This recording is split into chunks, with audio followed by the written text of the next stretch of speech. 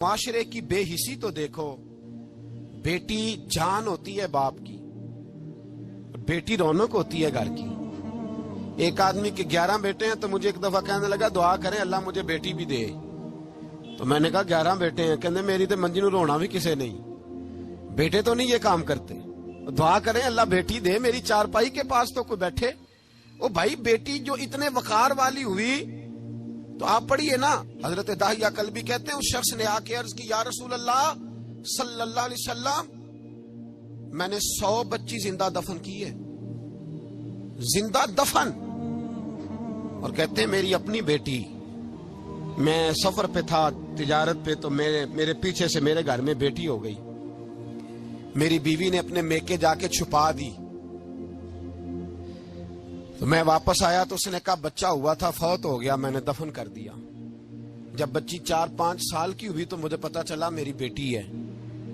कहते मैं उसे लाया और मैंने उसे कहा मैं तेरा बाप हूं, तुझे तोहफा लेके दूंगा, खाना खिलाऊंगा।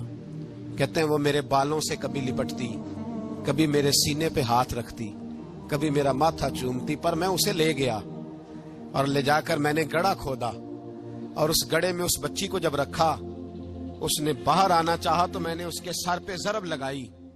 जब चोट लगाई तो वो दोबारा गड्ढे में गिरी। मेरा वैसे विजदान कहता है कि जब से मिलाद हो गया है, आज किसी बाप की बेटी अगर चारपाई से गिर जाए तो शायद वो सारी रात सो ना सके कि बच्ची गिर गई है मेरी।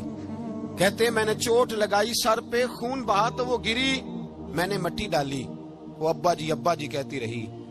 कहते हैं जब उसका वजूद छुप गया और उसके चेहरे पर मिट्टी पड़ने लगी तो उसने एक लफ्ज कहा, वो लफ्ज मुझे आपके पास लाया है।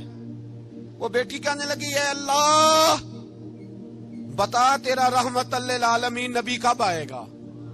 या अल्लाह बड़ी बेटियां दफन हो गईं, बड़ी माएं मंडियों में बिक गईं, गरीब बड़े लुट गए, परेशानियां बड़ी बढ़ गईं, अल्लाह बता ना तो उसे कब भेजेगा।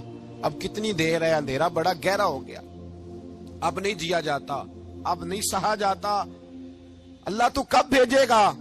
हजरत दाहिया कल्बी कहते हैं वो बता रहा था और नबी करीम बार बार अपनी चादर का पल्लू उठाते थे और अपने आंसू पूंछते थे, बार बार चादर का पल्लू उठाते थे और आंसू पूंछते थे, बार बार उठाते थे आंसू पूंछते थे। हजरत दाहिया कल्बी कहते हैं हुजूर ने पूछा तेरी जुर्रत कैसे हुई।